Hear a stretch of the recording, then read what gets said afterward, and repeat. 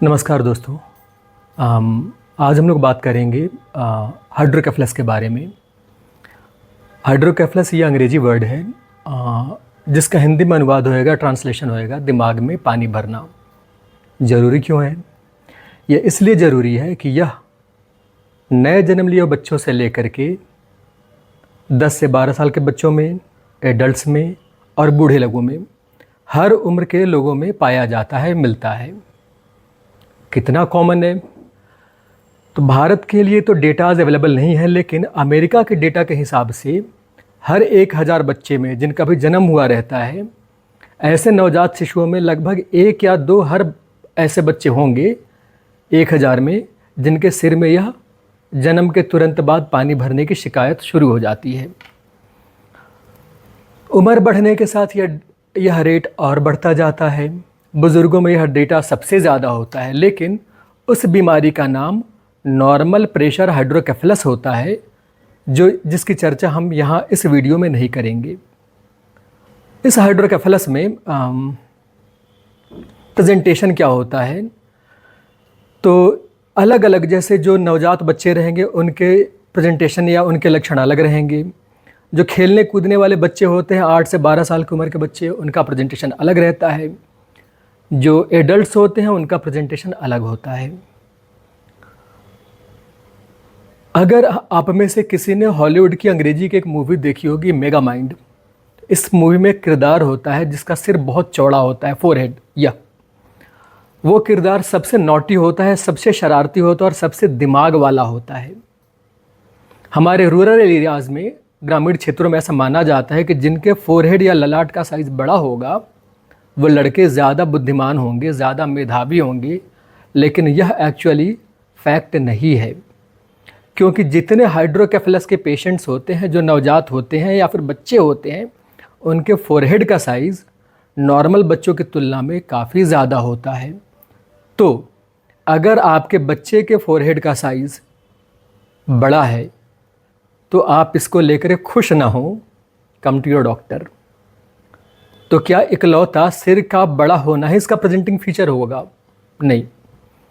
सिर के बड़े होने के साथ साथ जैसे जैसे दिमाग में पानी भरता जाएगा, वैसे वैसे बच्चे की बुद्धि कमज़ोर होती जाएगी। वो बच्चा आलसी होता जाएगा, सुस्त होता जाएगा, उसे उल्टियाँ आती रहेंगी। देर होने पर या लेट प्रेजेंटेशन होने पर बच्चों की दोनों आँखें पैरों की तरफ आ जाती हैं, जिसको क्लिनिकल सेटिंग में सनसेट साइन कहा जाता है। इसका मैं एक फ़ोटोग्राफ दिखाने वाला हूँ। जब आप बच्चे को ऑपरेट कर देते हैं तो उसका यह साइन ख़त्म हो जाता है, फिर वो नॉर्मली हंसता खिलता हुआ दिखता है। फिर तो नवजात शिशुओं में सिर का बड़ा होना, जो तालू होता है हमारे यहाँ पर जो धड़कता रहता है बच्चों में, वह सूजना, तालू का सूज जाना, आँखों का नीचे पैरों की तरफ आते रहना, सनसेट साइन होना, बच्चे का सुस्त हो जाना, ब्रेस्ट फीड ना करना, बार बार उल्टी करना, और आखिरी स्थिति में इसमें बच्चा धनुष की तरह पोस्चर करने लगता है, टेढ़ा हो जाता है। अगर बच्चे की हालत ऐसी टेढ़ी होने वाली हो गई है तो समझिए बच्चा शायद कुछ घंटे का मेहमान है। तो जितनी जल्दी हो सके, अगर बच्चों में ऐसे कोई भी लक्षण दिख रहे हैं, come quickly to your neurosurgeon और any practitioner, any physician, any surgeon near by available. They are red flag features. जब यह बच्चा थोड़ा बड़ा हो जाता है, जब बोलने के काबिल हो जाता है, तो उन बच्चों में अगर यह दिमाग में पानी भरता है तो ऐसे बच्चे बोलते हैं या बताते हैं कि मेरे सिर में दर्द हो रहा है, हेडेक हो रहा है। साथ ही उनको देखने में धुंधलापन दिखना शुरू करता है। माँ बाप देखते हैं कि बच्चों की आंखें भैंगी हो रही है, स्क्विंटिंग हो रही है, एक दूसरे को क्रॉस कर रही हैं। फिर बच्चा बोलेगा मुझे एक चीज़ 2 दिख रही है, गड़बड़ है।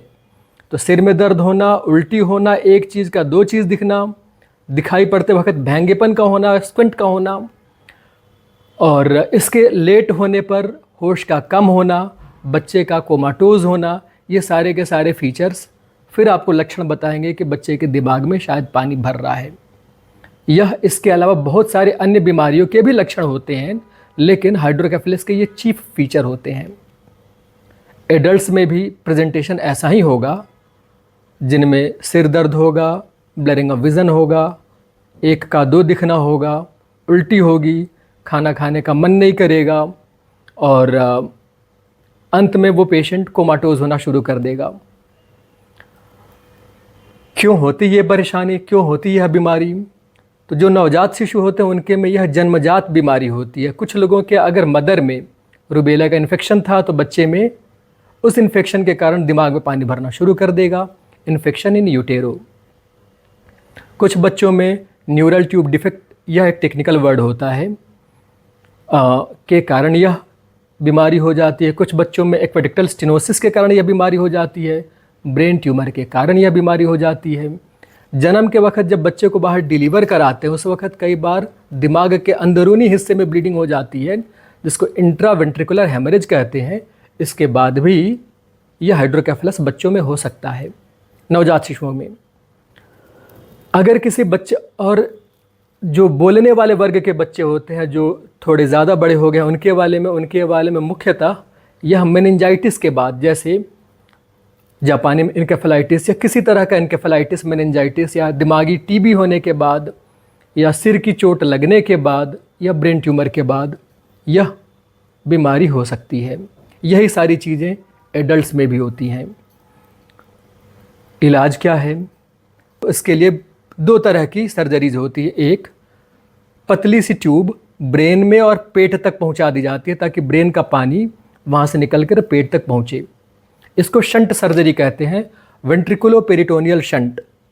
यह हर neurosurgeon almost on a daily basis so frequently किया करता है सर्जरी। काफ़ी सेफ सर्जरी होती है, ऑल्दो इसके भी अपने कॉम्प्लिकेशंस होते हैं। दूसरा होता है दूरबीन के द्वारा सर्जरी करना, जिसको एंडोस्कोपिक थर्ड वेंट्रिकुलोस्टमी किया कहते हैं। इसके अलग स्पेसिफिक इंडिकेशंस होते हैं और स्पेसिफिक कॉन्ट्रा इंडिकेशंस होते हैं। निश्चित हालत में ही यह दूरबीन की सर्जरी होगी। अब क्या यह बीमारी का इलाज गोली से संभव है, दवाओं से? जो बीमारी सर्जिकल होती है वहाँ पर आपको सर्जरी ही करानी पड़ेगी, गोली देने से काम नहीं चलेगा। So getting back to the basics of this disease, कि हाइड्रोकेफेलस किसी भी उम्र के लोगों में हो सकता है। दिमागी बुखार के बाद यह सबसे ज़्यादा होगा, दिमागी चोट के बाद भी यह हो सकता है, दिमाग के ट्यूमर के कारण भी होगा।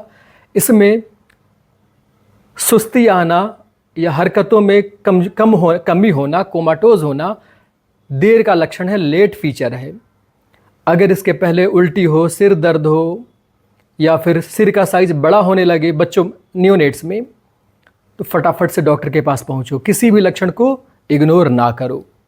और अगर आपका न्यूरोसर्जन बोलता है कि जी अब तो इनके में सर्जरी चाहिए, तो never ever delay the surgical procedure, because इसमें इतनी जल्दी ब्रेन हर्निएट करता है कि हो सकता है कुछ एक घंटे में या रात से सुबह होने तक बच्चा सुबह ना देख पाए।